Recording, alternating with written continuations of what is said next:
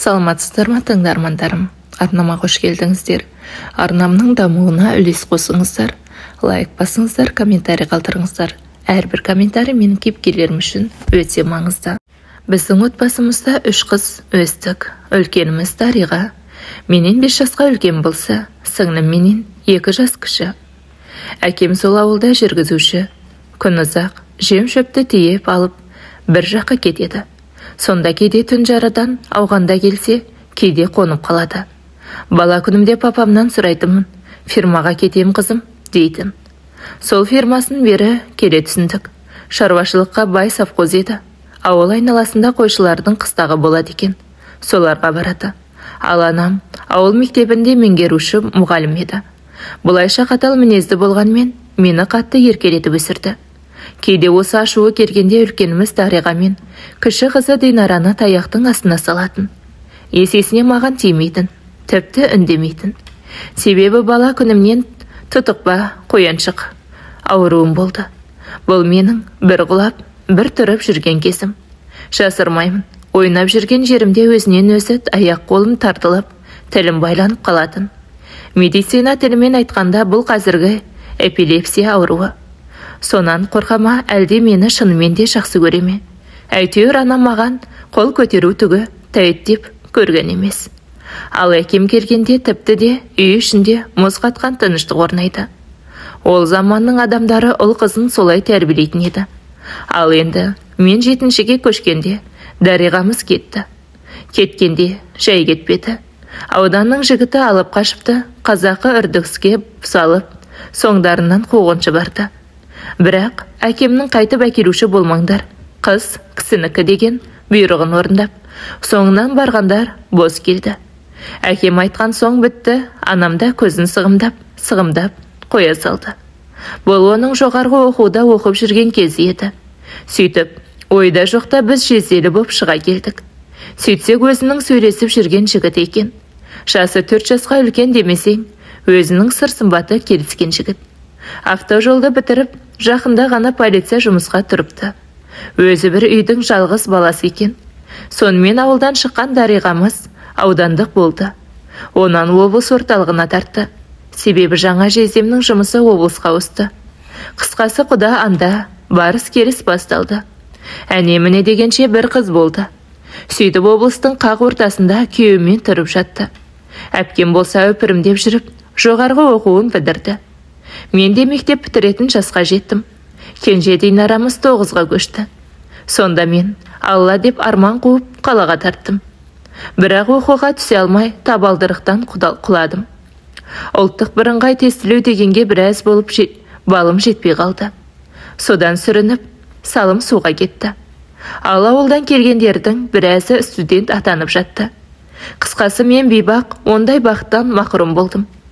Әрі-бері таныс қуған жездемнен де пайда болмай, оқуға түсе алмай, басым салбырап ауылға бардым. Қызым, биыл болмаса келесі жыл түсерсің, ойлана бермеші. Ауырып қаларсың деп жұбатқан анам айналасына ақталып шырпыры шықты. Өйткені білдей бір мектептің меңгерушісінің қызы оқуға түсе алмай масқара болды. Оның үстіне осы мектепте 25 жыл өтілі бар мұғалімнің қызы. Әрине, бұл өте ұят еді. Жүйкеме қатты әсер етті, содан көңіл күйім болмай, жиі құлап қалатынды шығардым. Негізі ойланып қайғырғым келмейді, бірақ қайтейін, амалымның бәрі студенттер.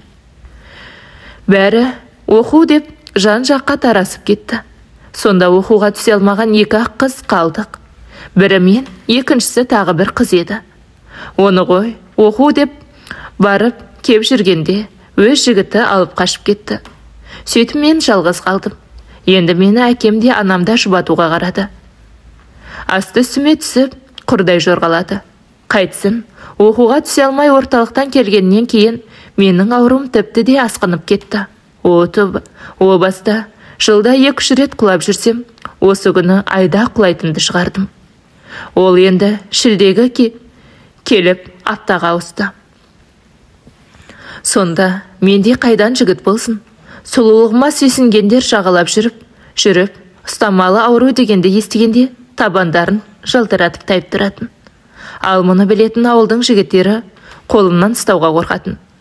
Сөйтіп мен бейбақ қанша сұлу болсам да, менде жігіт те болмады, дос та болмады. Қайдан болсын? Жәмиланың қызына жоламаңдар, өліп қап бастарыңа бәле болар дегенді естіп отырып кім бол жыласын. Мұндайда жігіттер түгі құрбыларымда теріс айналатын. Әйтпесе, менің сұлулығым олардан әрі болмаса кем түспейтін. Тек әттең-ай деген ауруым бар. Сол үшін бәрінен құрып қалдым. Ал достармен, жігіттермен қол ұстасып киноға барған құрбыларымның сөзін естігенде аузымның суы ағатын. Мектепке келіп әңгіме ғып айтып отырса қайтейін. Оны білетін анам өзі ертіп барып келіп жүрді. Бірақ анамның орны бөлек қой, дегенмен құрбыларының орны бөлек. Қыздармен бірге жүріп, ауыл сыртындағы тынық өзенге шомылған деген ол бәрібір басқаша. Айттым ғой, о баста мен бәрімен бірге жүрдім. Сол өзенге де талай бардым. Алайда бір күні өзен басында құлап, бәрін қорқытып алдым. Содан ол ұмыт бола бергенде бұл сұмдық тағы да қайталап бәрінің зәресін алдым. Міне, осы менің құрбыларыммен бірге барып, өзенге шомылғанымның соңы болды.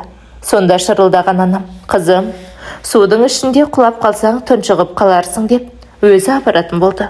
Апармай қайтсын, қай ана қызын құрбыларынан кем болсын дейді. Бірақ қу тіршілік біткен бе? Әкемнің алдынан тамақ пісіру бар, одан кір жуу, үй тазалау деген тағы бар.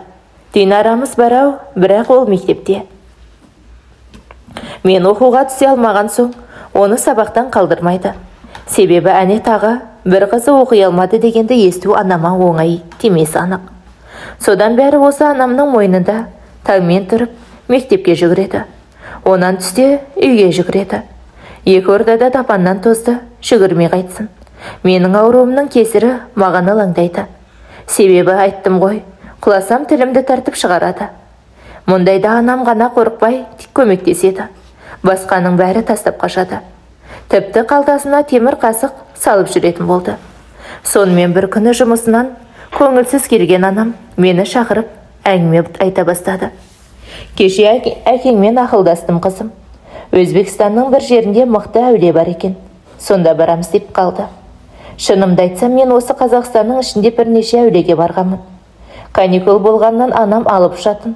Осы жасыма дейін 10 шақты әулиені шағаладық. Алайда олардың бірінен пайда болмады. Медицинаңыз тіпті де қауқарсыз. Алдап сулап анам екеумізді шығарып салатын. Мұндайда не дейін? Иығымды қиқаң еткізіп, басымды есетім. Бұл менің барсақ барайық дегенім еді. Сол күні кешке әкем келді. Қарыз алған ба әйтеуір қолында бір бума ақша. Анам ертесіне мектептен сұранды, жағдайымды біледі ғой. Директор жоқ демеді. Сөйтіп анам екеуміз Өзбекстанға тарттық. Құмның ортасында тұрған әулие екен. Басында бәрі бар. Барлық жағдай жасалған. Сол үшін адам аяғы үзілмейді екен. Өзбектер дейсің бе, тәжіктер дейсің бе, әйтеуір ағылып келіп кетіп жатқандар. Бір қызға әулиеңіз қазақ шырақшысы қазақ екен. Тіпті айналасындағы ауылдардың бәрі қазақ. Бір өзбек не тәжік көрмейсің. Анам екеуміз сонда түнеп қайттық. Сөйтіп жүргенде облыстың ыңғайсыз хабар келді. Дариғамыздың қызы қатты ауырып емханада түсіпті дейді. Енді мені жетектеген анам сонда тартты. Бұл жаңа жылдың каникулы басталған кесі. Мұның бір қызығы, осында 2 апта жүргенде мен мүлдем ауырғаным жоқ. Әйтпесе аптада 2 рет міндетті түрде құлап тұратымын. Міне, осы жаңалықты естігенде байғұс анам құрақ ұшты. «Қызым, әулие атаның шипасы шығар, әлде климат бекен» деп жылап алды. Өйткені өткен жыл оқуға түсем деп, осы қалада бір ай жүргенімде де мен ауырған жоқпын. Сонда бұл шынымен қатты ойланатындай нәрсе еді. Өзімде таң қалдым, кәдімгідей бойым жеңілдеп, аяқ қолым жұмсап сала берді. Содан оқуыма дайындала бастадым. Арадан тағы да 15 күн өтті. Енді мен таңмен тұрып жүгіретінді шығардым. Себебі бұрынғыдай тұла бойым зіл тартып, ұйқы баспайды. Бойым жеңіл, ұйқым сергек, құстай ұшуға дайынмын. Мен енді мүлдем өзгеріп шыға келдім. Содан қабағымды түйіп, томсырайғанды қойдым. Жездемен емін еркен сөйлесетін болдым. Тіпті қалжыңға басы ашыла түстім. Мұны естіген әкем мен анам күнде қоңыраулатып қуанып жатты. Сонда жүгіріп жүріп, тікелей қоңырау соғамын. Олар марқайып, жылап алатын болды. Жыламай қайтсын. Науқас қызы құлан таза айығып кетті. Тіпті қаланың көрікті жерлерінің барып, бейне қоңырау жасайтын болды. Сөйтіп жүргенде Наурыздың каникулы келді. Әкем мен анам сіңлімді ертіп қалаға тартты. Қызым, осында жүре бер. Жездеңнің үйі жатырғай қоймас деп, анам бәйек қақты. Оны естіген жездем онан сайын жылмаңдай түсті. Әрине, мам, әрине. Көңіл сыйған жерге бәрі сияды, дариға тұрғанда бұл маған ешқашан бөтен болмайды деп соқты. Мұны енді әкем де құп көріп, қолдау көрсетті. Ауылда не бар дейсің қызым, бармай-ақ қойшы. Бізге сенің ауырмағаның керек, тфәй, көз тимесін. Бұл үй саған бөтен үй емес, туған жездеңнің үйі. Керек жарағыңды өзіміз жіберіп тұрамыз. Сен осында қалып, сабағыңа дайындалшы деп, айналып толғанып тастады. Сөйтіп өздері білмеген күйде қой бағуды қасқырға тапсырды.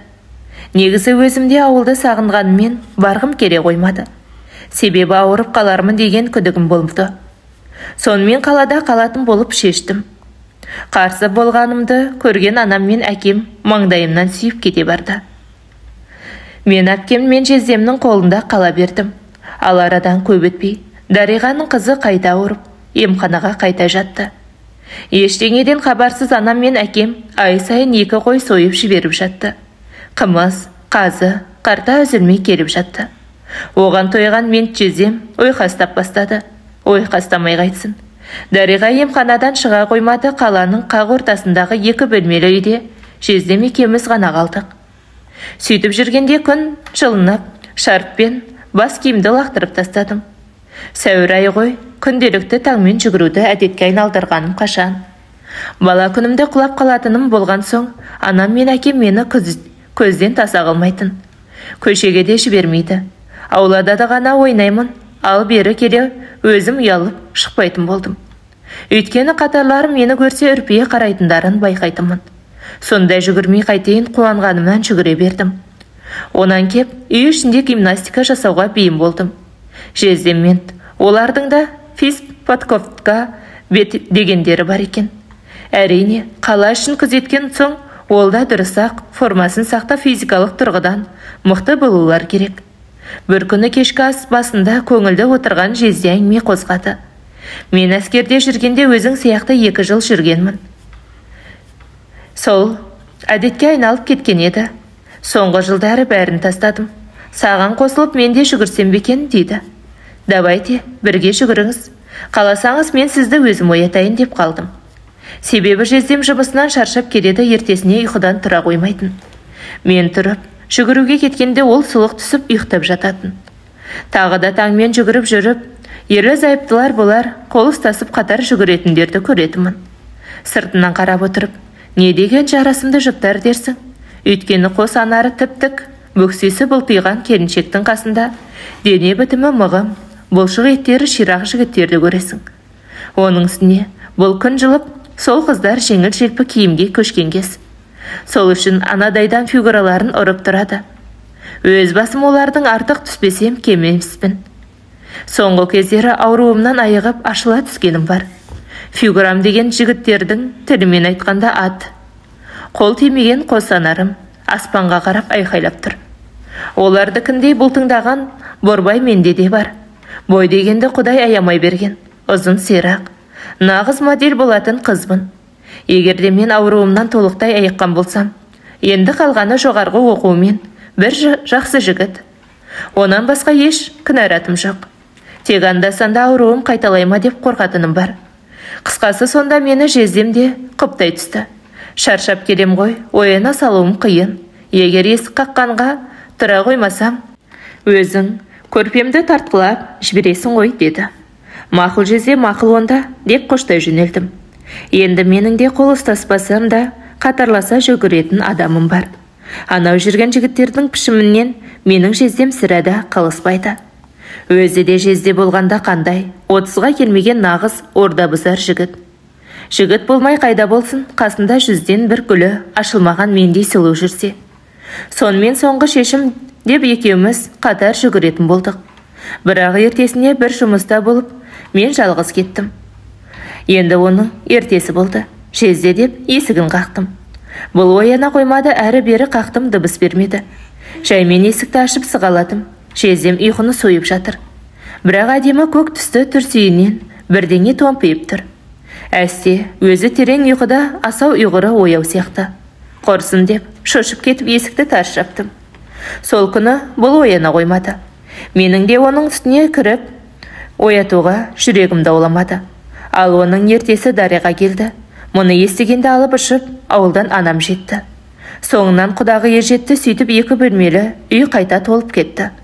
Ал ойында түк жоқ анам мені онан сайын итермелей түсті. Қызым, ауылда бәрі жақсы, әкеңде. Динарада дін аман. Сен осында қалып Дарияға көмектесіп, оқуыңа дайындала берші, дейді. Негізі ауылға барып қайтсам деген ойымды айтқанмын. Ал анамның осы сөзі тағы да маған ой салды. Сонда өзім ауылға барсам ауырып қалатындай қорқып жүргенде, мұнысы дөп түсті. Қалсам қаламын деп қарсы болмадым. Сонымен ертең дүйсенбі қызым, сабағым бар деген анам жолға шықты. Көп өтпей көлігімен келген құдағиы да қарасын батырды. Үйде Дариға екеумізбен аурушаң туған қызы Әнел үшеуміз қалдық. Жездем үйде жоқ еді, іссапар деп Талдықорғанға кеткен. Мен өзім ауру баққанды білемін ғой. Сонда менің Дариғашым қатты жүдеп кетіпті. Бұрынғыдай көңіл күйі жоқ, тап баяғы менің хәліме жетіпті. Жетпей қайтсын. Қызының диагнозы көңілге қонымсыз еді. Ал қыз болсын, ұл болсын, ол сенің жатырыңнан шыққан бауыр етің. Ойланбай көрші. Қаяна баласының қиналғанын көріп, жыламайды дейсің. Дариғашым тап сондай күйде, оны түсінемін. Сіз ұйықтап тынығып алыңыз, мен өзім басқа да балаға да қараймын дедім. Сөйте салшы, мен қатты шаршап жүрмін деген Дариғашым сонда ағынан жарыла бастады. Жезден үйге ешкімді әкелген жоқ па, байқамадың ба дейді бір кезде. Жоқ, ешкім келген жоқ, ешкімді көрген жоқпын деппін сасқалақтап. Білмеймін, мұның сыртта басқа біреуі бар сияқты дейді күймілжіп. Оны қайдан білдіңіз деп сұрадым. Нақты білмеймін, бірақ еркекке сенім жоқ деген. Маған сүйім күйем деп сонша жазғанымен осы 2 айда бір рет үйге алдырмады. Әйтпесе мен қой врачқа кіріп, бір ауыз айтса, бір күнге жіберер еді, дейді. Деппін таңғалып. Өйткені ол кезде мен қайдан білейін, қатын 2 жыл шыдаса да, еркек 2 ай бос жүрмейтінін. Оның үстіне өзі мент болса. Айтады ғой, ментпен таксистер нағыз бабниктер деп. Онысы шындыққа саясады.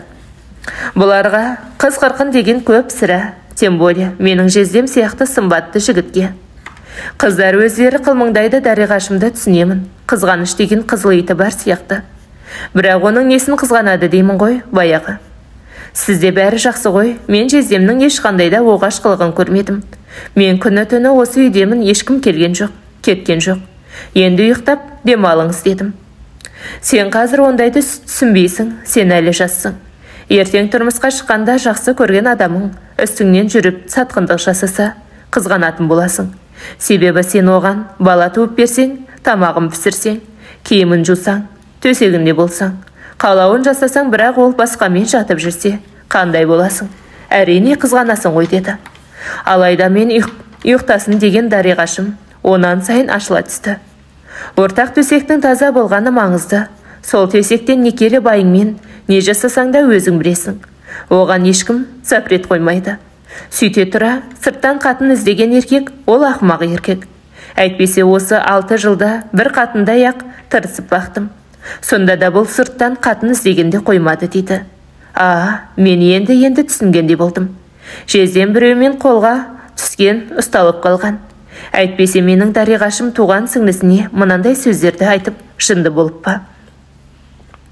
Демек Дариғашымның жездеме деген қара қазандай өкпесі бар.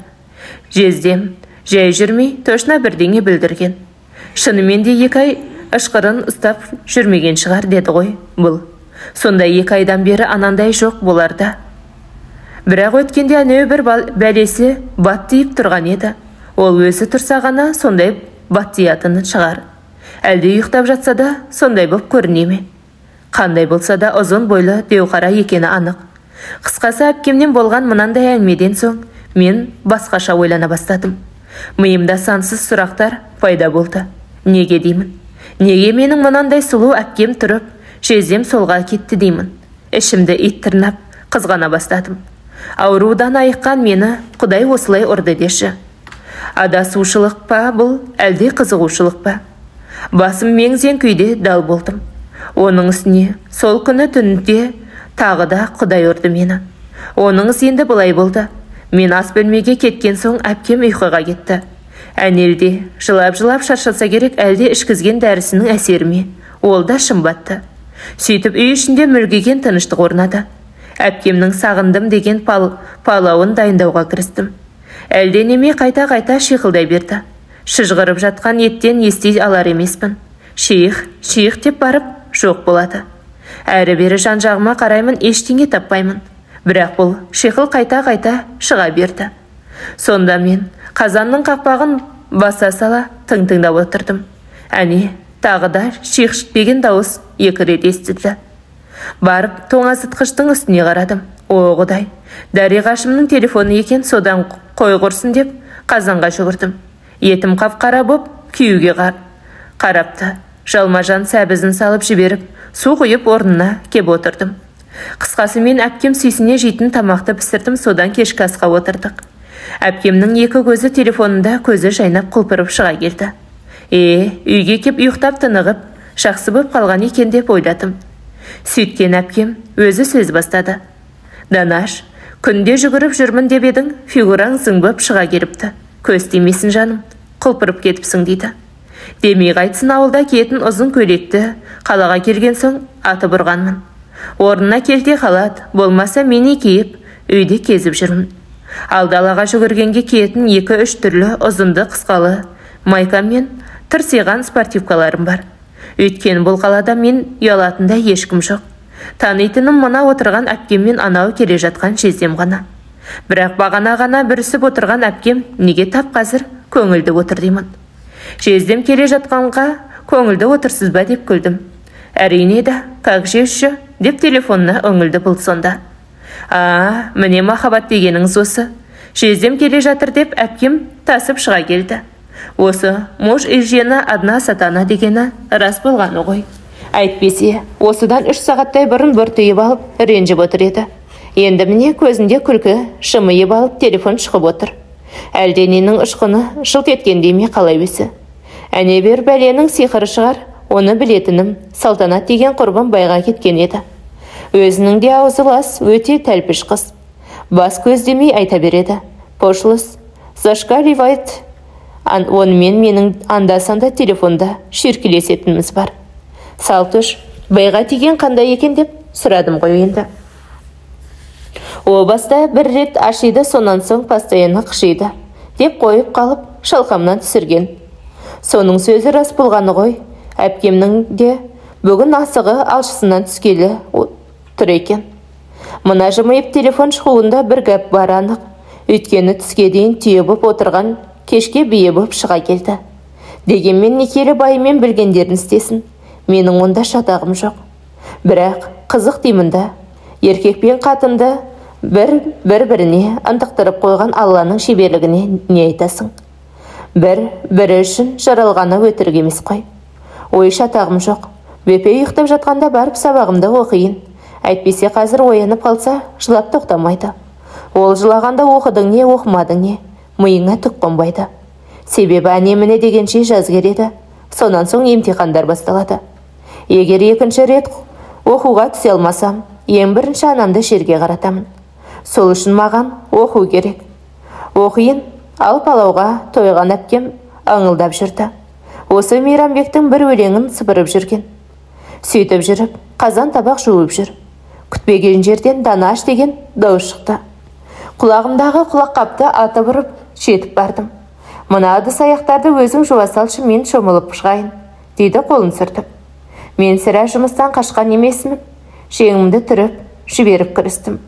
Ал ваннаға ыстық су ашып, қызылды жасылды жапырақтарды салған әпкем шешініп тастады. Ішкемімен үйдің ішін кезіп әрі-бері тайраңдап жүр.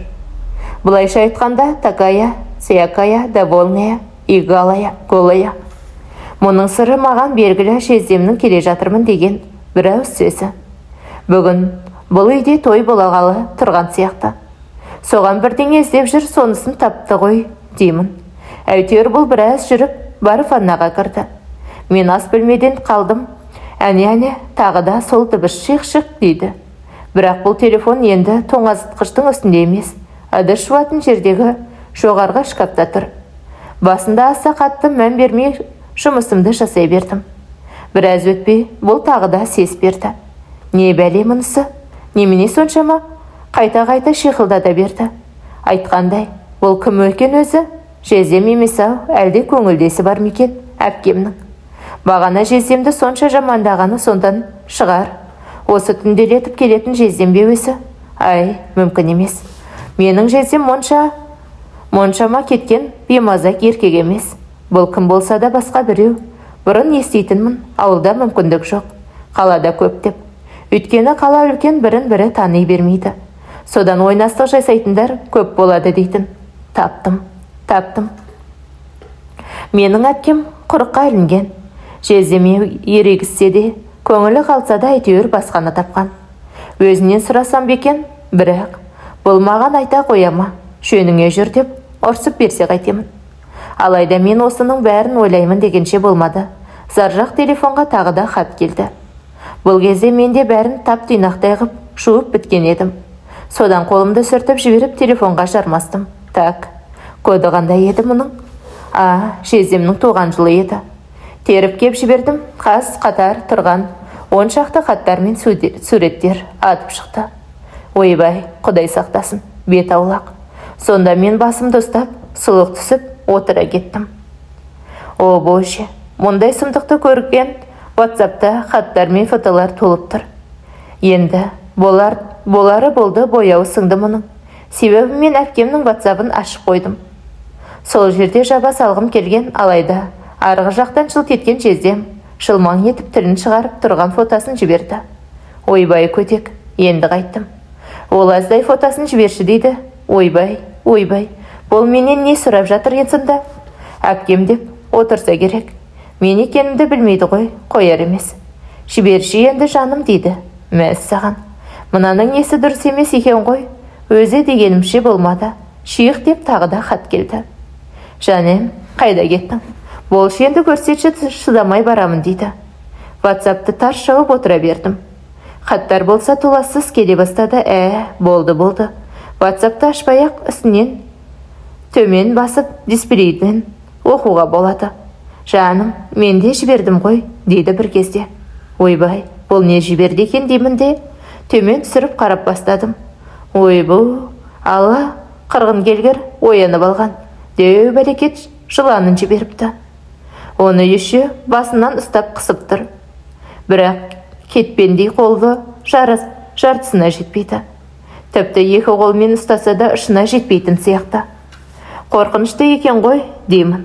Ол болса ұрып тұрып, үсті-үстіне жазып жатыр. Бұл сенікі ғана жаным, саған сақтап келемін дейді. Сенікінен басқаға жуан мойнын бұрғысы келмейді жаным дейді. Мен дейін үндемей оқып отырдым. Бір кезде, алло, жан, сен қайдасың дейді. Ол аз десеңіз ваннаға бритва алып кірдің ба?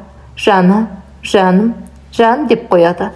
Мәз саған, бұл не сұмдық. Атып тұрып телефонды шкафқа тықтым. Сол кезде кішкентай оянып, жылап берді. Ал әпкемнен әлі хабар жоқ. Ваннаны салдыр-гүлдір дегізіп шомылып жатыр. Бірақ бөпенің шырылдап жалғағанын естіп атып шығып, қарны ашқан шығар, каша жасап берейін деп кухняға таратты. Онан кеп менің қолымнан баланы алды. Екеуміз ас бөлмеде отырмыз. Айтқандай Данаш, сен барып стиралканы қозып жіберші. Асығып жүріп ұмытып кетіппін дейді. Ойымда түк жоқ. Айдап кеп ваннаға кірдім. Ойбай, сұмдық. Бұл сұмдық дейсің. Әппақ ваннаның іші қап-қара боп жатыр. Құдды бір Сібірдің орманын Қытайлар жайпап кеткендей. Бритвасында қол созым жерге қоя салыпты. Жездеке, бритваны алып көрдің бәл, жаным дегеніңде енді түсіндім.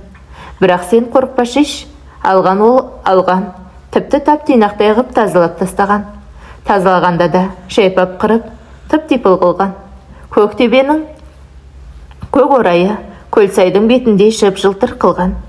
Сенбесең келгенде көзіңмен көрерсің. Пока шыда жезде шыда тағы. Әпкем дайын айғырыңды жұбатады. Данаш, әй Данаш.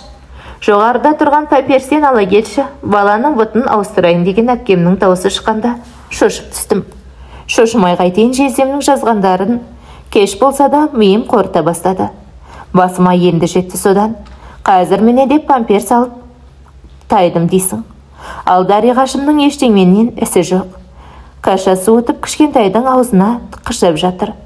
Айналып толғанып қояды. Ваннаның суын ашқан ғой негізі. Бірақ тесігіне шөп жалаң тығылып кетпей қалған. Әпкем оның біле ма жоқ па білмеймін.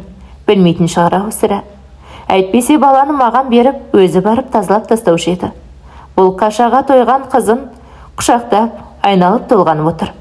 Әйтеуір, көңілі тасыған Дария шат-шадымен шаттанбай қайтсын.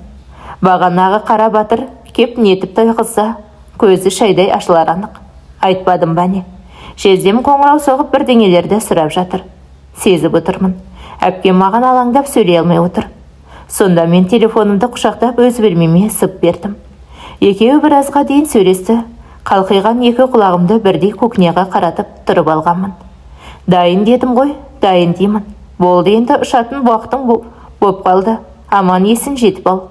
Деген әпкем тұтқаны қоя салды. Онан, әй Данаш, қарбызды кешті жеп алайық деп мені шақырды. Екеуміз әңгімені соғып палаудан соң қарбызды жеп отырмыз.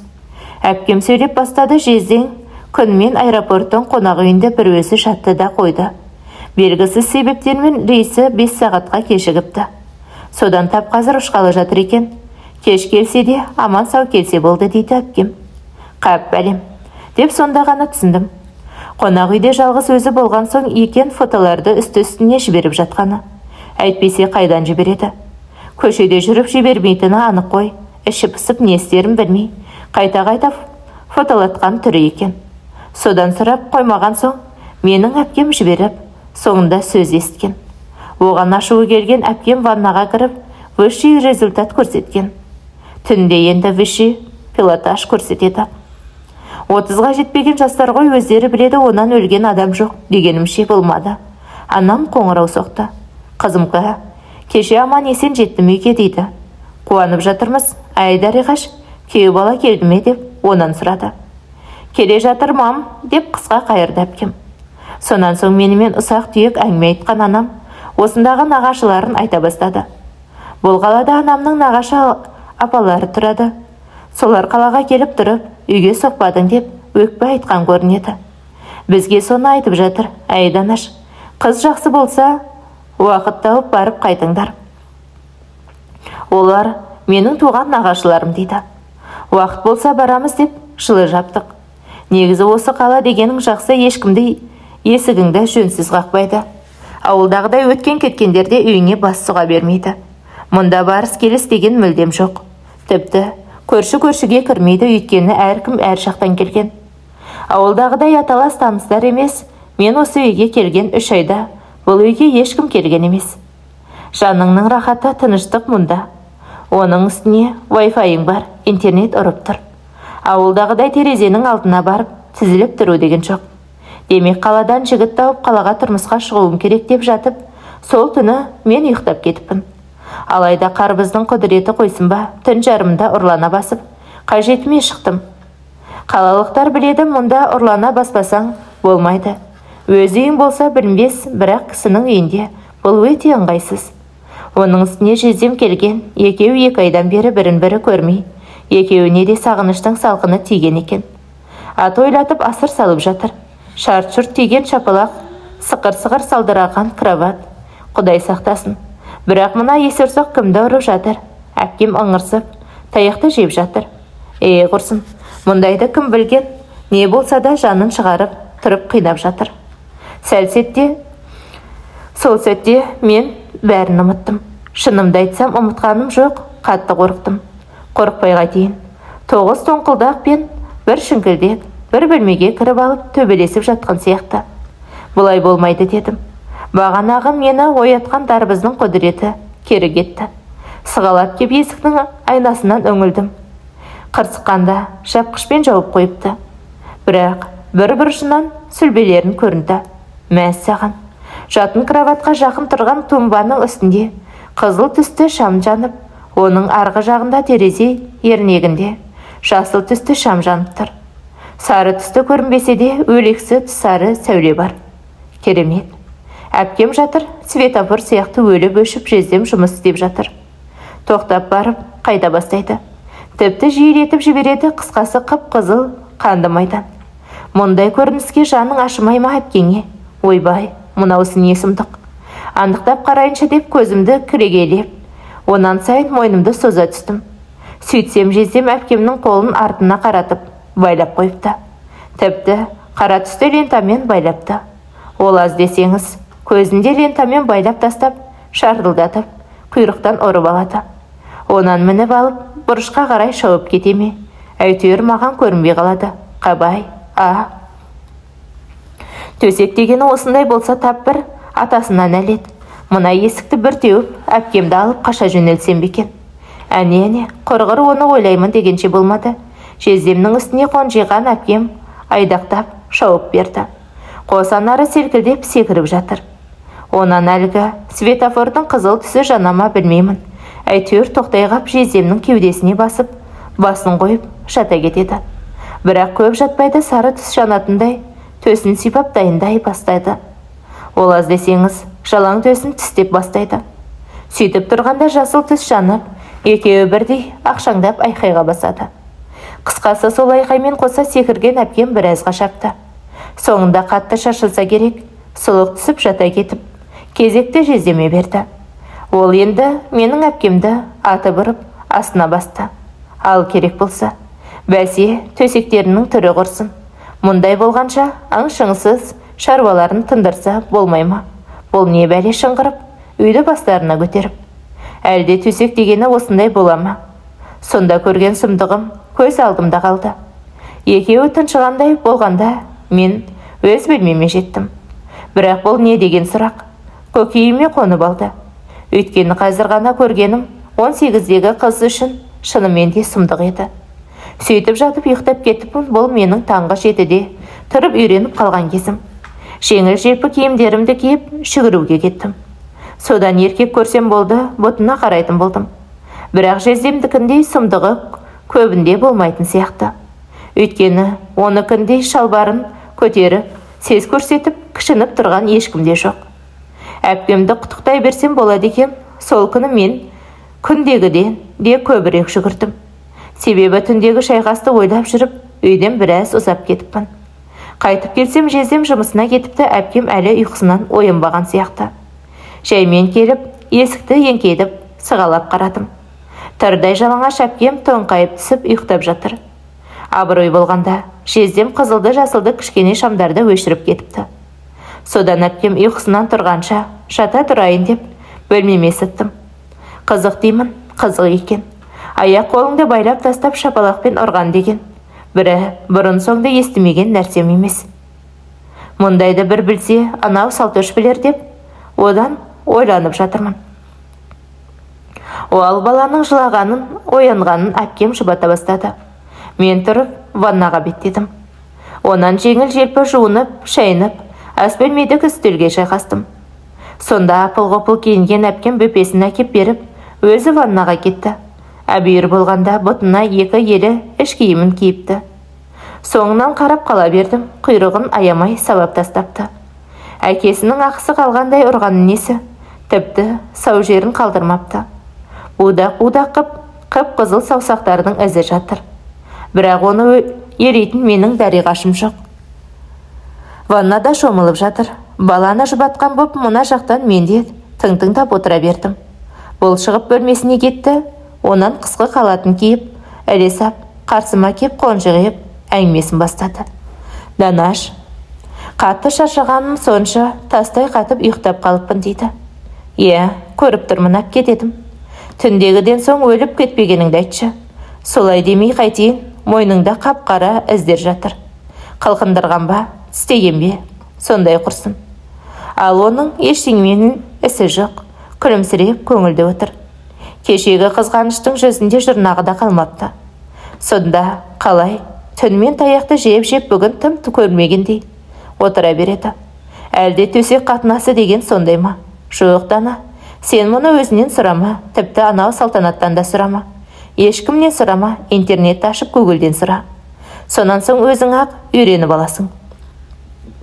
Сол түннен соң бұл осы үйдегі үйреншікті жағдайға айналды.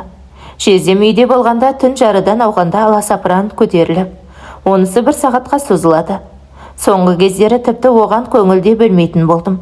Әудегенше жаз ауып, ұбыты басталды. Қолымнан келгеннің бәрін теріп дайындалып жатырмын. Қайткенде де осы жыл оқуға түсуім керек. Әйтпесе кеш болады. Өйткені келесі жыл Динарамыз оқу бітіреді. Онымен қабаттасып жүрген ниет. Сол үшін бәрін жинап тастап, қатты дайындық үстінде жүргенмін. Бір күні жездем маған ере шықты. Қаймыршытқа қарай жүгіреміз, Данаш, дейді. Күндегі жүгіріп жүрген жағыма тартып кеттім. Бұл соңымнан ерді, бұтына жеңіл жұқа спортивка, аяғына кроссовка киіп алыпты. Қатарласып жүгіріп келеді. Сөйте тұра сөйлеп келе жатыр. Жақын арада бізде физ ыздаша болады. Онан соң аттестация басталады. Соған дайындық деп шыққаным. Сен маған өте жақсы болдың. Екеуміз осылай қыс түскенше жүгіріп тұрамыз, дейді. Жарай жездеке деп жортып келемін. Бұл қатты шаршауға қарады. Терең тыныс алып, әрең келеді. Мен онан ұзай бердім. Шамамен 100 метрдей алға кетсем керек. Данаш, тоқташы деген дыбыс шықты. Тоқтай қалдым. Жездем сүйретіліп алдыма келді. Құдай сақтасын. Анау бәлесі анық көрінді. Бұт жағынан бақырайып қарап тұрған бұқа сияқты. Мәссаған. Осымен мұнысын екінші рет байқадым. Әжептеуір үлкен, берекетті бірдеңе. Бірақ не дейін, үндемей қарап келемін. Бұл қатарласып жүгіріп келеді, қызыл көргендей құтырған бұқасы. Бұт киімнің басымен ұрып келеді. Бір жағынан қорқынышты, бір жағынан қызық екен. Әпкем қызғанатындай бар ғой деймін. Сонда кеп үшеуміз бірге шайға отырдық. Жаңа ғана мамам қоңырау соқты, өткендегі нағашыларға барып қайтыңдар деп жатыр. Онан сені сұрады, Данаш. Жүгіруге кетті деп едім. Шырпыры шығып ұрсып берді. Бір өзін жібермеңдер дейді, соған қарағанда әлі де алаңдайтын сияқты. Сен осыныңды қоя салшы, дейді. Мұнысына енді жездем араласты. Бізге жақында физ норматив болады. Соған мен бәрібір жүгіруім керек қой. Дана менімен жүгіре берсін, деді. Бұл сөзге аузы ашық әпкем ауып түсті. Сонымен жездем жүгірсе жүгірем, ол жоқ болса жүгірмеймін деген бәтуаға келдік. Бұл енді мені жездеме онан сайын жақындатып жіберді. Ерлі зайыптылардай қатар жүгіретін болдық. Бір күні дүкенге кетіп қалсам, кішкентай жылап жатыр. Әпкем қайда екен деп бөлмесіне барсам, ваннада шомылып жатыр екен. Дереу баланы алып жұбатқан болып, балконға шықтым. О, құрсын. Бұлар шомылып жатқан жоқ, екеуі ваннада қиқуласып жатыр. Әй, тоқта, бұл жездем бек әлде. Мен кеткенде жездем бар еді, бірақ жұмысқа кетейін деп жатқан. Оны әпкем өзі киіндіреді. Сол киіндіріп жатқанда реклама басталып кеткен шығар деп отыра бердім. Балада жылағанын қойып, тым тырыс болған. Арадан біраз уақыт өткенде барып ваннадағылардың үндері өшті. Онан үй ішінде жүрген аяқ дыбыстары естілді. Мен де кіріс ас бөлмеге тарттым. Әпкем кеп шашын тарап отырды. Ал жездем зым-зия жер тартқандай боп жоғалған. Жездем үйде ма, шайға шақырыңыз деп қалдым. Жездең жұмысқа кетті ғой, деді әпкем. Ол қашан кетіп үлгерді екен? Өзінің әлі шашы құрғамаған. Әй, сол менің жездем емес сияқты. Өйткені полицейдің формасын кию деген жай ғана үстіне футболка іле салу емес. Оны әрлеп, әдемілеп тұрып киеді. Оныңыз біраз уақыт алады. Сонда бұл қалай зып беріп кеде қойды екен. Қысқасы сол күні біз әпкем екеуміз қонаққа бардық. Мамамның айтқан нағашыларының үйіне. Сөйтсем осы үйдің жасы біразға келген баласы бар екен. Бұл мені соған көрсеткен түрлері екен. Мен 18-дегі қызбын, мұна бала 26-да, тіпті дариғадан үлкен. Қарын бөлелер дейме, әйтеуір бұлар бізді қоса салмақша. Міне, осыдан соң мен анама қатты өкпеледім. Сонда қалай, менен құтыла алмай жүрмекен деймін. Әлде тағы да ауырып қалар, ауырмай тұрғанда көзін құртайын дедім екен. Қалай айтқанда да анамның маған бай іздеп жүргені бәрінен қатты батты. Мүмкін құрбыларым кетіп бастаған соң ойланған шығар. Осы бір жылда 4 құрбым тұрмысқа шықты. Содан мұның ауруы қайта қосса байсыз қалар деген сияқты. Бірақ қашан болмасын қыз балаға байға тию керек. Оған дайын болған дұрыс. Сол күні мен күйге көңілсіз келдім. Әпкемнің онымен шаруасы жоқ, баланың қамы дәрісін беріп, тамағын ішкізіп болып жүр. Шынымен де, анам неге асықты деп ойлап жүрмін. Сөйтіп жүргенде арадан апта тағы да өтті. Бір күні үйге әлгі жігіт келіп алыпты. Ананы мынаны айтып, сөйлескісі келеді. Бетке ұстағаны біздің Дариғаш. Жаймен сөйлесіп көре берсең болмай ма дейді сыбырлап. Маған бай керек емес деп өз бөлмеме сықтым. Ол қипақтап ананы мынаны айтып отырып кетті. Бірақ осыдан соң бұл жігіт біздің үйге үйір боп алды. Қит етсе қымбат көлігімен келіп тұрады. Сөйтіп жүргенде жадырап жаз шықты. Салтанат құрбым қалаға келді. Бұл оның екі қабат кезі. Қарасам қампиып, тұрған қарны жоқ. Өзіп көтердім дейді, содан екеуім шайды ішіп, әңгімені айтып дегендей, сол күні бұл менің қасымда қалды. Саған айттым ғой, бәрі жақсы болады дейді, жақсы көрген жігітіңмен құшақтасып жатып, ұйықтау деген ол басқаша дейді. Қызылды жасылды шамдарды жағып қойып ба деймін, мен аузым ашылып. Жағып қоясың ба, өшіріп қоясың ба, ол сенің өз шаруаң. Әйтеуір, ләззат алсаң болды дейді. Қол аяғыңды, көзіңді байлап қойып ұрсашы деп сұрадым.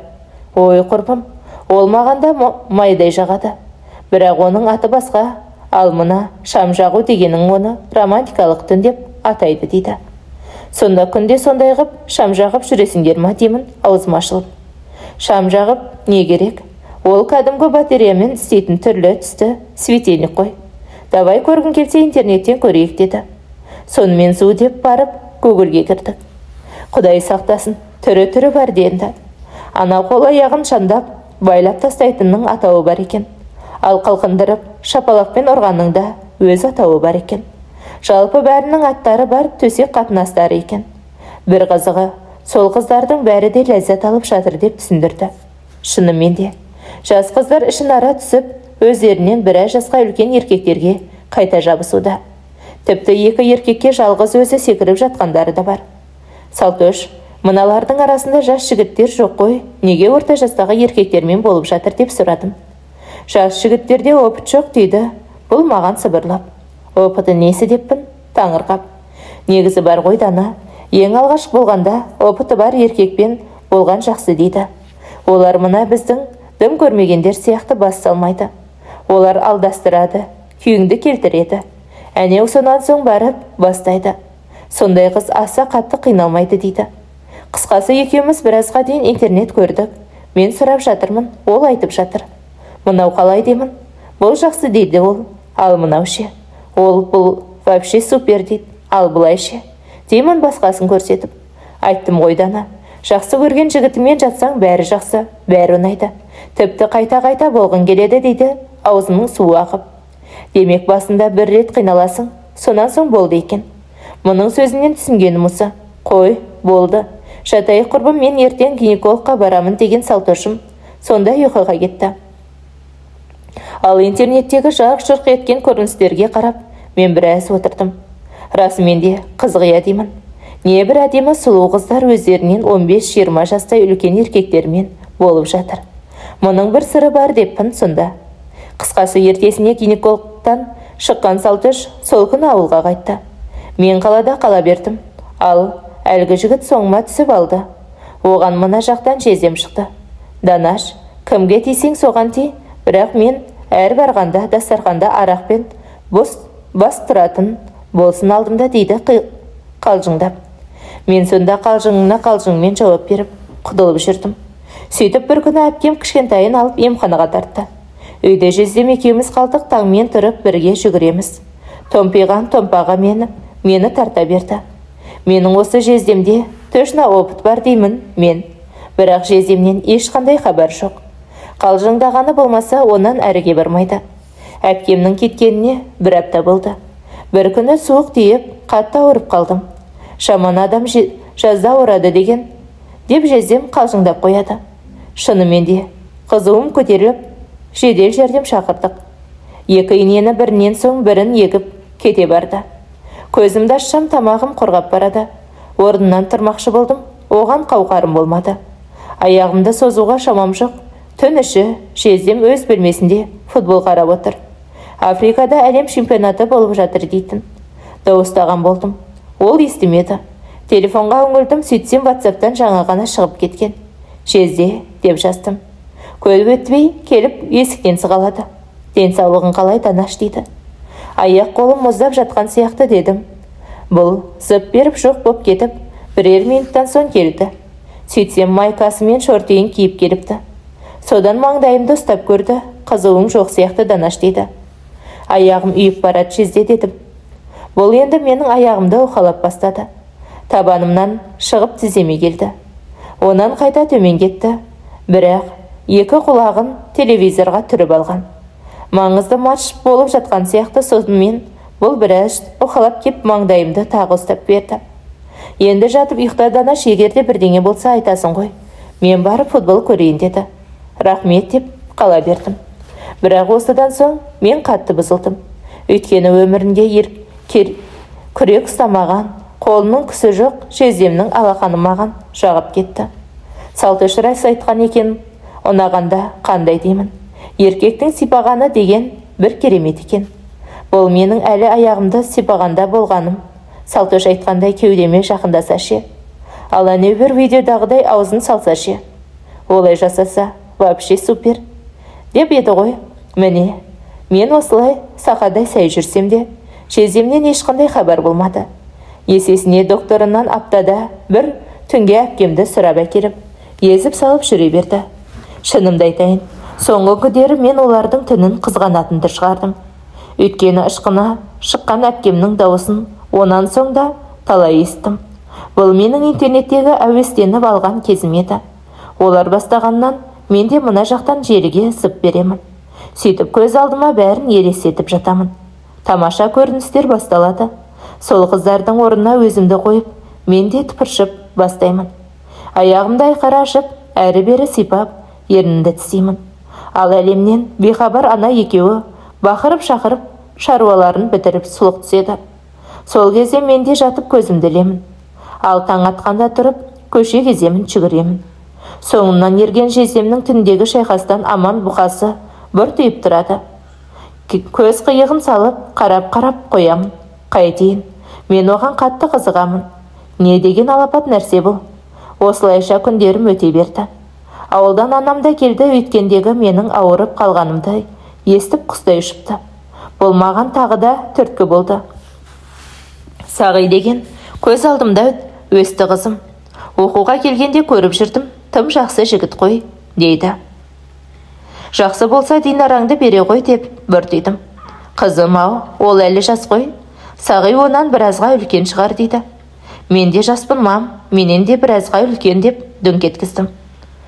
Сол жерде менің мамамның үні өшті. Негізі ғой, менің мамам момынға жатпайды, бұрын қит етсе қыздарын қағып салатын. Бірақ мен емес, осы Дариға мен Динараны.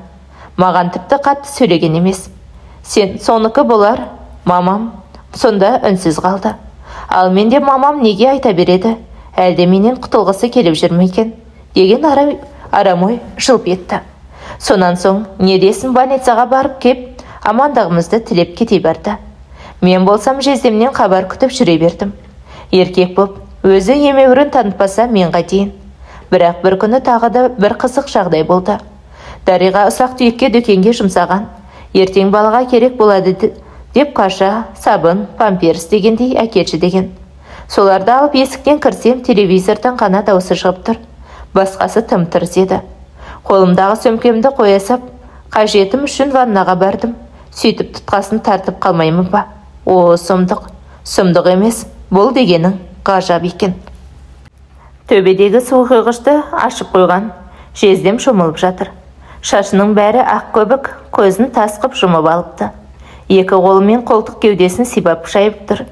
Ал мынау бәлесі бар ғой, рас айтамын. Кешегі интернеттен көргенімнен асып түспесе кем емес. Көжірейіп күжініп тұрған бұқадай. Бәсе деймін. Әпкемнің шыңғыруы жаман еді, оның сыры мына бұқада екен ғой. Бірақ Салтош сампылдық маған үлкен кішіге қарамайды деген еді.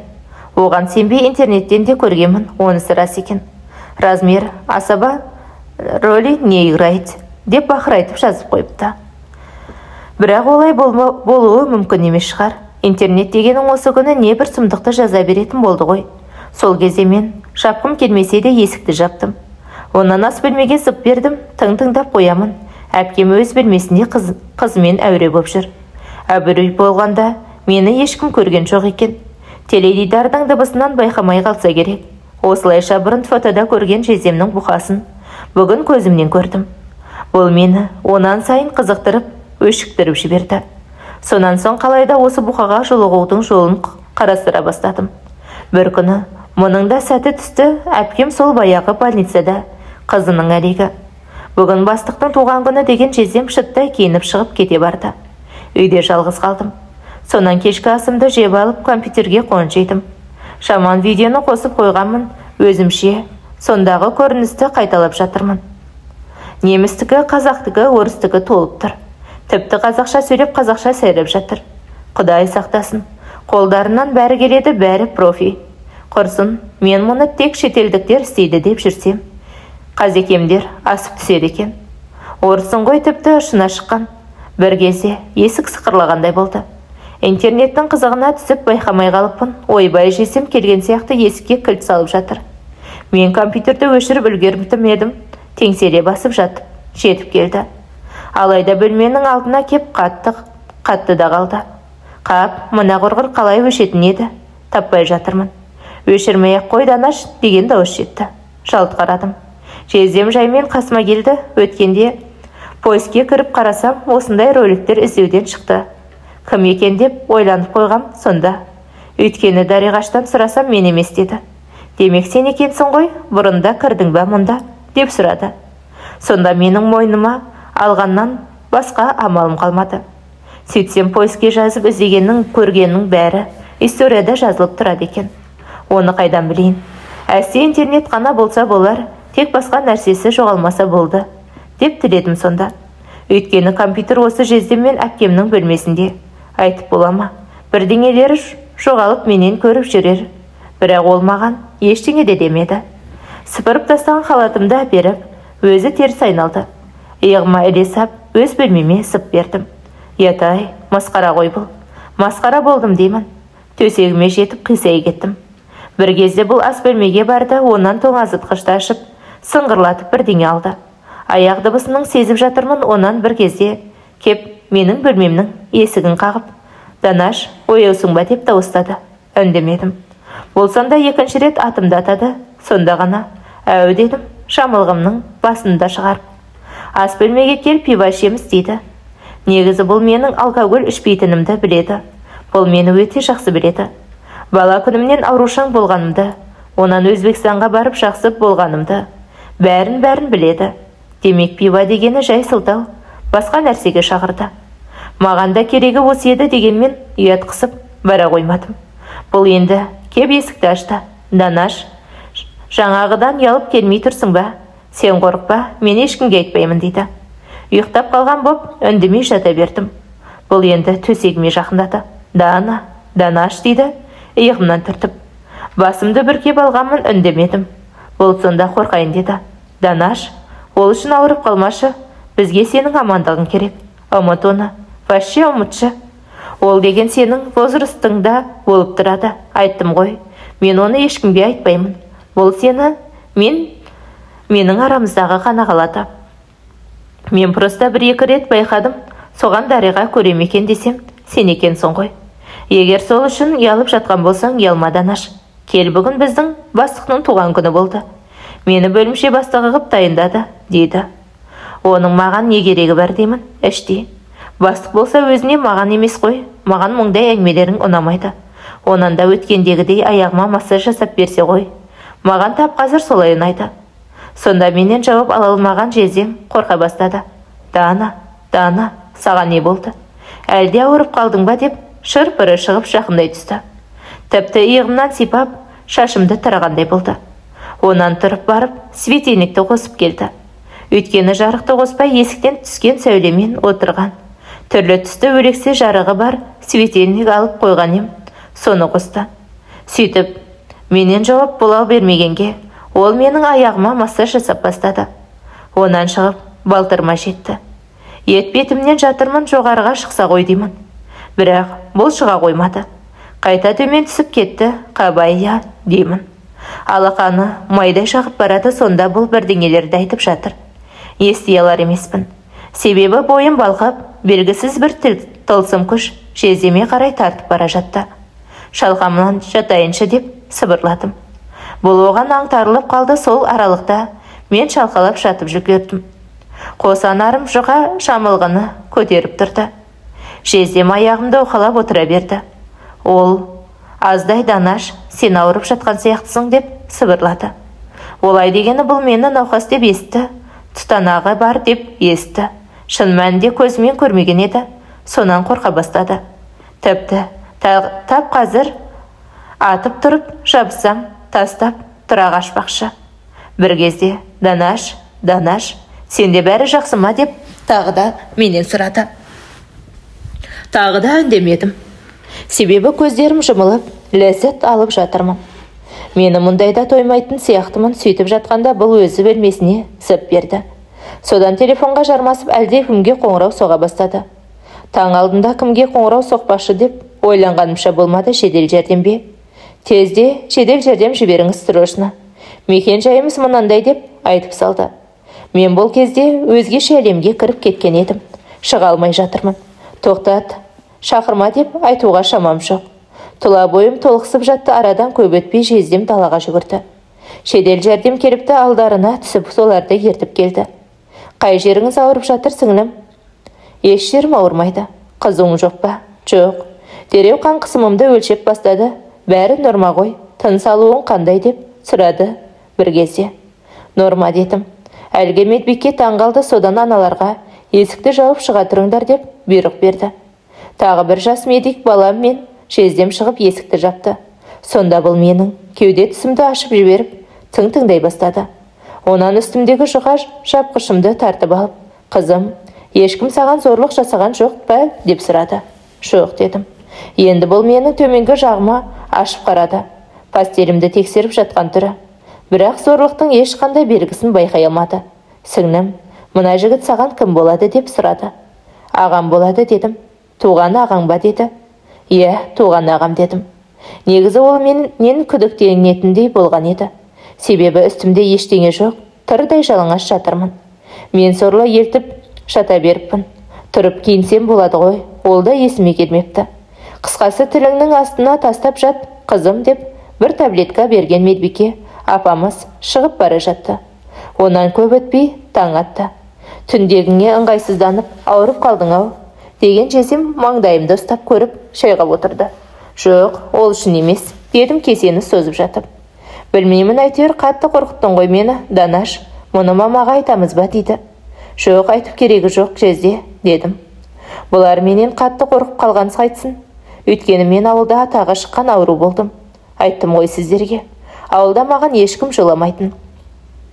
Енді жақсы болғанымда есіп кешегі салтошқа ұқсағандар жағалап бастады.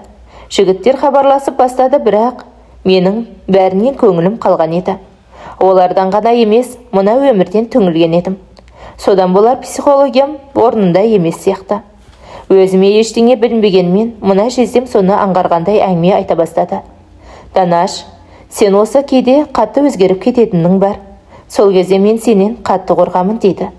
Сен менен вообще қорықпаңыз десем, түндегіні соңғы рет айтайын, ренжімеш дейді. Сөйтіп кешірім сұрап, алдымнан өтіп алған жездем әңгімесін бастады. Түнде мен сағат 3-тен өте келдім. Сөйтсем сен біздің бөлмеде отырсың. Үстіңде киім жоқ. Тырдай жалаңашсың. Тіпті іш киіміңді де шешіп тастапсың. Содан қатты қорқып кеттім дейді. Және де мен мұны өзіңе ғана айтып отырмын. Әпкеңе не мамаңа айтады деп қорықпай-ақ қой. Маған 100% сенсең болады дейді. Айтпайтын болсаңыз мен де сізге бірдеңе айтайын деп қойып қалдым. Бұл енді құлағын түріп жақындай түсті. Айт, ашып айта бер Данаш дейді. Ашып айтқанда не ғой, мен сізбен болып көргім келеді жезде деп дүңк еткіздім. Шайға қақалып қалды. Көзі ойнақшып шыға келді. Сонда дейді. Сонда сол, мен сізге ашып айтып отырмын ғой. Сіз маған ұнайсыз дедім. Онан соңғы әңгімеміз тіпті де жалаңаш әңгіме болды. Сен өзің жігіттерден алданып қалған жоқсың ба? Сен өзі тошна қызсың ба дейді. Әрине қызбын, күмәніңіз болмасын дедім. Ойланайық Данаш деп өзгеріп сала берді. Онан соңғы әңгімеміз Дариғаш біліп қойса қалай болады? Масқара болмаймыз ба деген болды. Әсте бұл маған сенбей отырса керек. Дариғашта мамамда, папамда жалпы ешкім білмейді. Сіз айтып қоймасаңыз мен жағымнан қорықпаңыз Жездеке деп ашып айттым. Бұл сөзге ол қорқайын деді. Тіпті басын ашып қашқысы келгендей. Ойлан Данаш, ойлан. Мұны жақсылап ойлану керек деген соңында ел жұртқа ұятты болмайық. Бұл деген біреу білсе масқара ғой дейді. Осылайша мен өз ойымды Жездеме жеткіздім. Жеткізгенде де ашып жеткіздім. Бұл содан қорқып үрке басып кешке дейін жүрді. Қорықпай қайтеді. 18-дегі қыз менімен жат деп төсекке шақырып жатыр. Оның үстіне бөтен емес, өз әйелінің туған сіңлісі. Мүмкін бұл менен қорықпас беді, егер менің өткен өмірімде науқастығым болмаса. Байқауымша есі дұрыс емес деп ойлап, сонан қашқақтайтын сияқты. Алайда менің өз ойымша сол кезде мен үшін бәрі дұрыс еді. Өйткені Жездемнен бірге тұрып, бірге жүгіріп жүріп, қатты бауыр басып, қашық боп бара жатқан едім. Енді қайдан шықса онан шықсын, бұл менің шешімім. Айттым ғой, жатқым келеді. Мұнымен жатқым келеді. Оны жасырмай өзіне де айттым. Ойлану керек дейді, ойлансын енді. Мен өзім ойланып қойғамын, тап қазір келсе де дайымын. Интернетте көргенімнің бәрін жасап беремін. Тек екеуміздің ғана арамызда қалса болды. Алайда бір жерге баруым керек деген Жездем түскі асқа да отырмай асығып кете барды. Сонда менде қорқыныш басталды. Құдай-ау, үйге қоңырау соғып қыздарыңды алып кетіңдер. Оның есі дұрыс емес десе қайтемін. Маған жатайық деп айтты деп Дариғашқа айтса қайтемін. Енді мен қорқайын дедім. Не істесем екен? WhatsApp-ына қайдасыз деп жазып жібердім. Ресторанға ең жақын достарымды шақырған ем, Данаш. Жаңа мансабымды жуып жатырмын деген жауап келді. Қане, рас болса бір селфи жіберіңізші деп жаздым. Көп етпей 3-4 жігіт отырған фото келді. Байқаңыз, мен сізді қызғанамын деп жаздым да күтіп жаттым. Оқыды, бірақ жауап жазбады. Онысына бір тыйған смайлық жібердім. Сөйтіп, түн жарыдан ауғанда аяғын әрең басқан Жездем жетті. Интернеттен көргенімдей галстугын ұстап бөлмеме қарай тартып бара жаттым. Көз аларып, қорқып кетіп, Данаш тоқташы дейді. Онысына жауап бермедім, тарта бердім. Бақырайған бұқадай теңселе басып еріп келеді. Мен жататын бөлменің есігіне жеттік. Бұл екі қолын керіп, есіктен ұстай алды. Кіргісі жоқ, ішкіліктің иісі мөңкіп кетті. Әлгі отырыстан сылғайып қайтқаны анық. Тоқташы Данаш, мен сені түсінбей жатырмын дейді. Мұнысында жауапсыз қалдырып галстугының тарта бердім. Алла қыздалақтай қаттырақ тартсам керек. Үзіліп кетті. Шегіншектеп барып аунап түстім. Жездем болса зып беріп шығып қаша жөнелді. Соңынан қарап естіп тұрмын, баспалдақта дөңк-дөңк еткізіп сыдып барады. Құрғыр, осы қашудан барып, анама не әпкеме айтса не болады. Шалмажан телефонымды алып, WhatsApp-ына жаздым. Біз бағана келіскен сияқты едік, дедім жылт етіп, көк түс болды. Түсінбей тұрмын Дана дейді. Бәрін түсініп жүрсіз Жездеке деп жаздым. Бұл шын сөзің бе, сен ойланып үлгердің бе деп сұрады. Әрине ойландым. Соңғы шешімім осы, сізбен жатқым келеді деп жазып, соңынан қып-қызыл ерін лақтырдым. Ендеше сен өз бөлмеңде бола тұр, мен кіріп шомылып алайын деді. Мақұл Жездеке деп, енді жүрекше аттым. Сонда тыңдап тұрмын. Туфлиін тық-тық егізіп, жаймен ғана көтеріліп келе жатыр. Жақындап қалғанда өз бөлмеме сып бердім. Бұл кіріп аяғын шешіп жатыр, онан киімдерін шешіп жатыр. Барып бөлмесіне өтіп кетті. Онан көп өтпей ваннаға кіріп, шырт іліп алды. Ал енді күт оны. 20 минуттай өтті, бұл жоқ. Тіпті жарты сағатқа таяды, бұл ваннадан шықпай қойды. Жездеке деп есікті тағылдаттым. Бұл салдыр-гүлдір шомыла бастады. Онан тағы біраз уақыт өтті, тағы тым-тырыс болды. Енді мен екінші рет барып, есігін қақтым. Бұл тағы да сол салдырлатып шомылып кетті. Онан тағы да тына қалды. Қысқасы мен есікті қақсам, бұл шомылып бастайды, бірақ 5 минут өтер-өтпес тым-тырыс болады. Тап осы жағдай 4 рет қайталанды. Менен шыдам кетті. Шығасыз ба Жездеке, дедім қаттырақ дауыспен. Қазір міне, деп салдыр-гүлдір қайта бастады. Есікті ашыңызшы деп дауыстап ұра бастадым. Бұл сонан қорықты ма, ішкі ілгішін ағытып жіберді. Сөйтсем стиралканың үстінде қалғып мүлгіп ұйықтап отыр. Ваннаға суды толтырып қойған. Мен есік қаққанда аяғымен шалып-шалып еткізеді екен. Шомылмапсыз ғой Жезде? Данаш, мен маспын. Үші менің мазам болмай тұр. Давай ертең сөйлесейік, деді. Құшақтап алғанмын, шашынан сипап бастадым. Жездеке, неге сіз менен қаша бересіз? Әлде маған сенбей жүрсіз бе, дедім. Жоқ, сенем ғой Данаш, бірақ қазір менің мазам болмай тұр. Тым болмаса 1 сағат ұйықтап тынығып алайыншы, дейді. Жарайды Жезде, кеттік. Мен сізді өзім жатқызамын деп сүйеп шығардым. Жездем шынымен де мас сияқты, әлде қорыққанынан мас болып қалды ма? Мүмкін өтірік мас болып жатыр. Жаңа ғана қаша жөнелген еді. Қазір аяғын әрең басады. Төсегіне әкеп итеріп кеп жібердім. Шалқасынан құлады. Бұл менің интернеттен көргенім, содан жаймен белдігін шеше бастадым. Данаш, қойшы, мұнымыз дұрыс емес, дейді сандырақтап.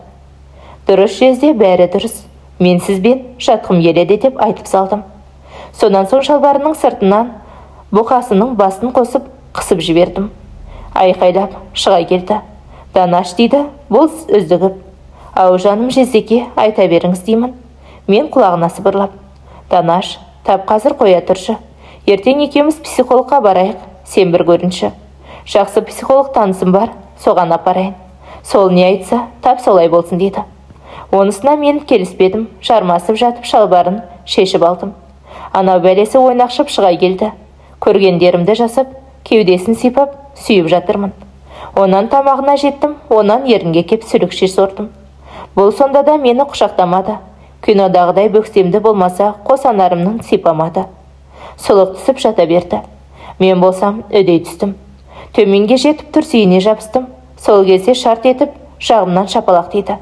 Аршып түсіп, отырағап бетімді бастым. Бұл ұшып тұрып, үстіме төніп, оң қолмен көтеріп тұрды.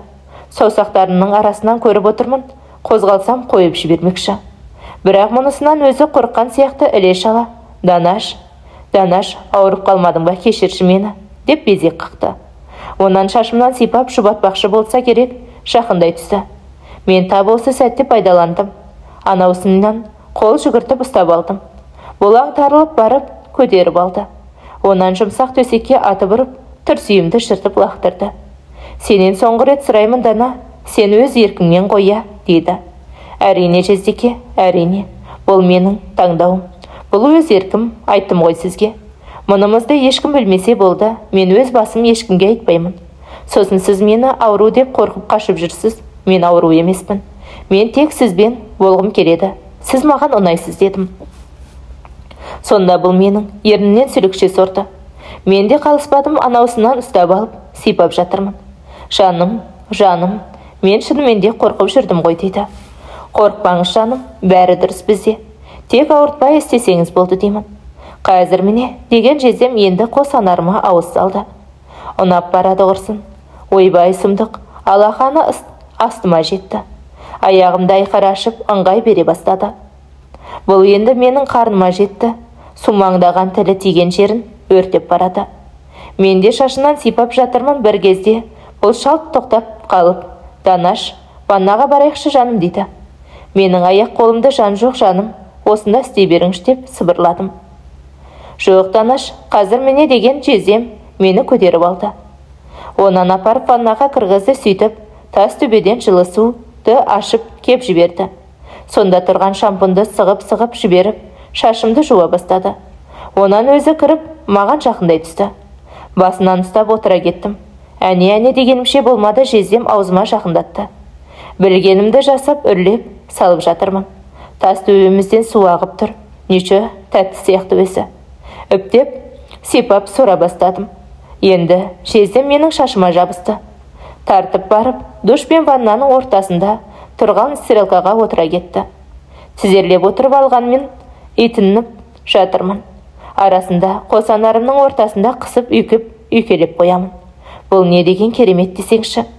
Мен арманыма жеттім ба деп ойладым. Анау видеоларда әдемі көріністер осындай екен ғой. Сипап барып сора түстім. Ойбай көтек, әппақ көбік атқылап жіберді.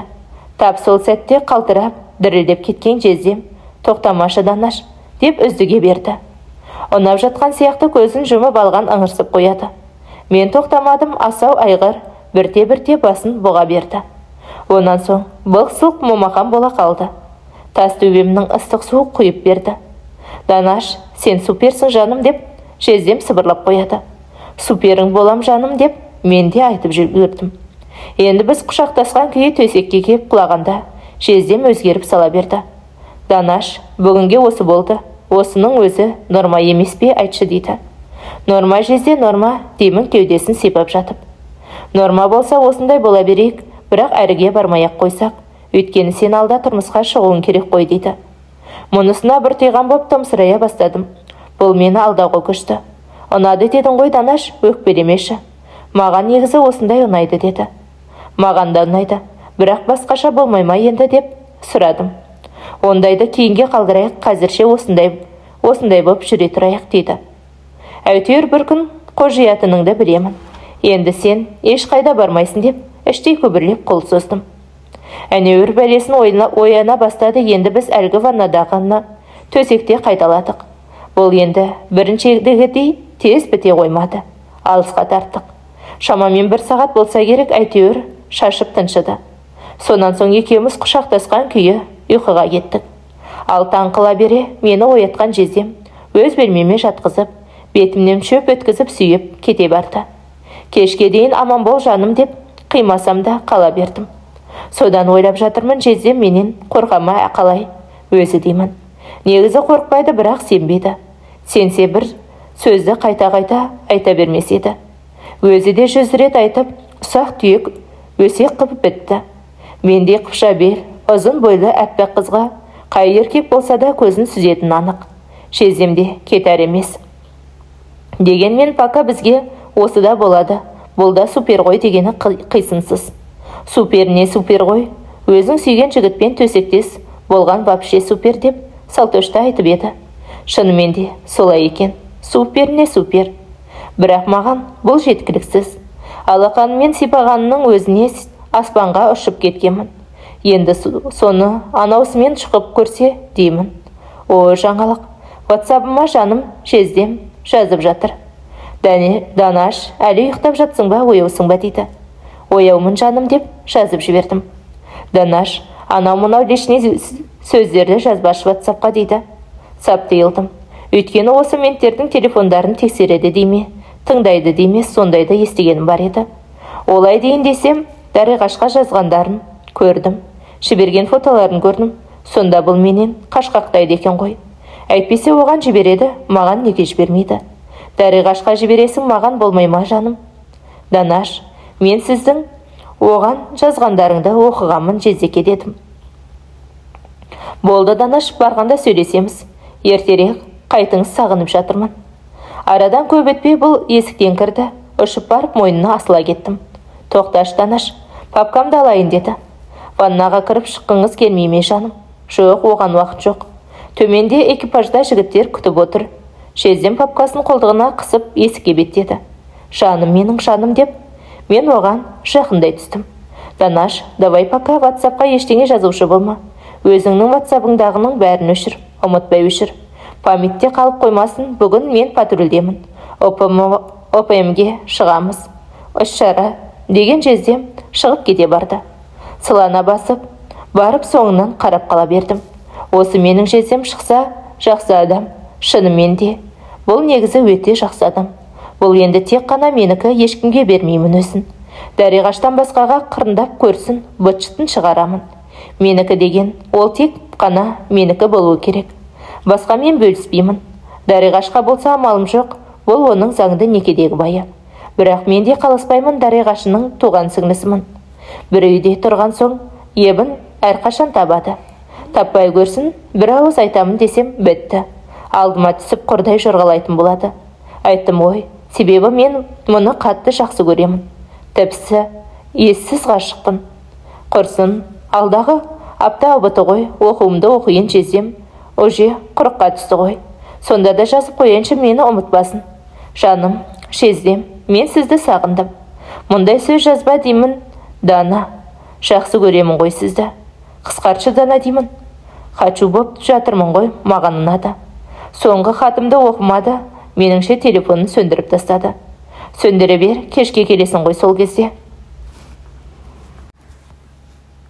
Керемет қой түндегіміз. Жезде менің мықты жігіт екен, 2 рет болдық па өзі. Әр шашқанын 1 рет дейтін шығар. Өйткені онан соң шаны жай тауып, анаусы жұп-жұмсақ боп қалады екен. 2 рет сондай болды ғой түнде, сонда бір тәулікте қанша рет болуға болады? Салтөш 5-6 рет деген. Жоқ, бізде 10 рет болады, 10 рет. Өзі таңа алды келді, соның өзінде 2 рет атқылады. Тәтті негізі бар ғой. Салтөш бірдеңе біледі, супер деп қызықтырып еді. Шынымен де супер екен ғой. Мен осылай тәтті сезімге беріліп жатқанда түс болыпты. Кенеттен телефоным безілдеп қоя берді. Кім қоңырау соғып тұрғанын көргенде, ойбай, зәрем-зәр түбіне кетті. Әңгіменің жалғасы бар. Зейін қойып тыңдағандарыңыз үшін алғысымыз шексіз.